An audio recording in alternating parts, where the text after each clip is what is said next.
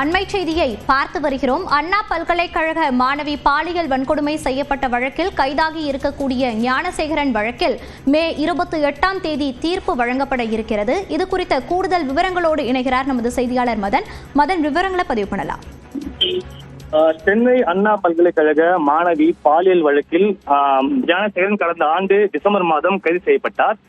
ஏற்கனவே சென்னை உயர்நீதிமன்ற உத்தரவுப்படி இந்த வழக்கை சிறப்பு புலனாய்வு குழுவானது விசாரித்து வருகிறது. ஞானசேகரனுக்கு எதிராக சென்னை மகளிர் சிறப்பு நீதிமன்றத்தில் ஏற்கனவே குற்றப்பத்திரம் தாக்கல் செய்யப்பட்டது.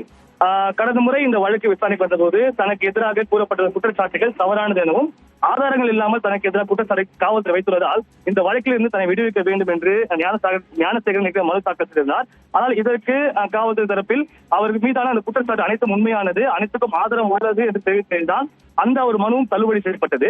இந்த நிலையில்தான் தற்போது அந்த சென்னை சிறப்பு மகளிர் நீதிமன்றத்தின் அந்த வழக்குகளுக்கான பட்டியல் வெளியிடப்பட்டுள்ளது. அந்த பட்டியல்படி ஏற்கனவே ஞானசேகரன் மீது பல்வேறு வழக்குகள் உள்ள நிலையில் வரும் 28ஆம் தேதி அதில் ஒரு வழக்கில் தீர்ப்பு வழங்கப்படும் என்று தற்போது அந்த பட்டியலில் தெரிவிக்கப்பட்டுள்ளது.